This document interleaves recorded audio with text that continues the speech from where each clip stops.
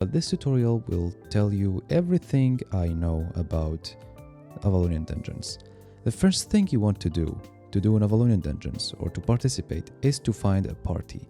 And nothing is better than Discord. Feel free to join my Discord. A lot of Avalonian raiders, a lot of even raid leaders. You can ask us and you can find all the informations you will need to be able to do this Avalonian dungeons. It's a lot of money and a lot of fame and a lot of fun sometimes. So feel free to join the Discord to be able to participate. So the first thing we're going to talk about is the builds. The builds are separated into two categories. First, the core roles.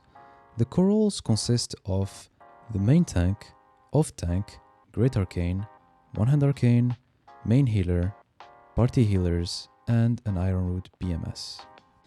And what we mean by core roles is that they are super important. Without these roles, you cannot do the Ava. Or you can, but it will be extra hard.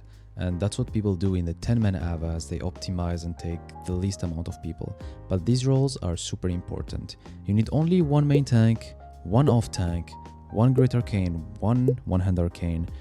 The only thing you need multiple of is the Iron Root healers. For the best results, you take 3 Iron Root healers. You can also take 2. For the second category, you have DPS and debuffs. Basically anything that can damage the enemies. You can create your builds, you can do whatever you want. Arctic Staff works, Hellspawn, Light Collar, Frost DPS, anything really you want. A Blazing Staff, anything that does damage. As long as it does damage, you can take it with this. And you have the debuffs, which are, as you can see here, the Realm Breaker and Shadow Caller. Spirit Hunter maybe also, anything that reduces the resistances of enemies or mobs.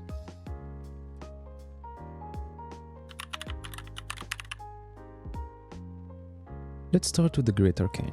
As you can see, the Great Arcane, you just need to press E when the caller calls it. You go to the mobs, you press R, and then F, and then you wait a little bit and you press D, and that will enable you to get your E as fast as possible. That's all you need to do. You just need to get your E as fast as possible. You can use your W to cleanse yourself, and this is why you go to the mobs, to enable your Bridgewatch Cape. Next we have the one-hand Arcane. By the way, all the builds and all the abilities are in my Discord again. You can join it. So for the one-hand Arcane, it's the same concept. You press F and then E to be able to silence the mobs for longer after pressing your F, and then you go on them, you press R for defensives, and then all you have to do is press D to get your E back for the next call of silence.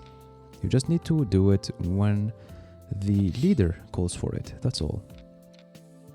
Now we move to the main tank with his hammer. So basically your goal is to stun the mobs as long as possible, which means you use the passives for that, and you basically use F and then E right when the Great Arcane is over. F, E like this, and you stay on the mobs to enable your Bridgewatch Cape 2, and Q to debuff them. Moving on to defensives. So the first defensives is the BMS, or Black Monk's Stave. It can be the first or second defensives depending on the leader. Your defensives will be your E, W and R. Basically like this. E, R and then W, or W, E, R, doesn't matter the order. And basically this reduces the damage that mobs will do to players. When the leader calls for defensive, this is what you pop.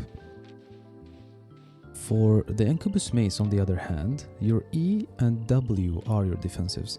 So it's the same thing, except your W doesn't go on the mobs but on the players, and it's not really big defensives, like you can not use your W at all. Your priority is your R and E. That's all you need to use, and then F and D to get back your cooldowns for the next call of the leader. All these things, you do them according to the leader. Even the things that you will wear, you do them according to the leader. The leader will tell you what you need and what you don't need. The IP requirement. So as you can see here, I put 2 numbers for each thing, and that's because the left number is for people with more experience and the right number is for people trying the Ava or trying to learn the Ava, because the higher the IP, the easier it will get and the more mistakes you can do. And this IP is not the average IP, it's the IP of some specific items, because that's what matters. For example, for the DPS, it's the weapon IP, and you just need a tier 8 equivalent armor on any tier of Ava. For the main tank, it's the weapon and armor IP. Off tank, armor IP, arcanes, weapons and plate armor IP. For the main healer, the weapon IP, the armor IP, and the helmet IP, and that applies to every single build that has mana issues or consumes mana, even the party healers.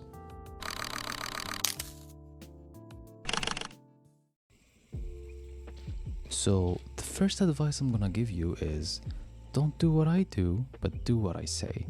For example, every time you go to a dungeon, make sure you take with you a gallant horse. A gallant horse will always save you from gankers or sticky situations that you might get into.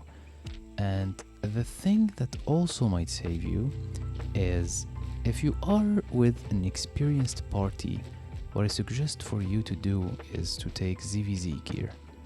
If you can't take ZVZ gear and fight with your party, I would suggest you to take escape sets. Sets that are made to escape from gankers.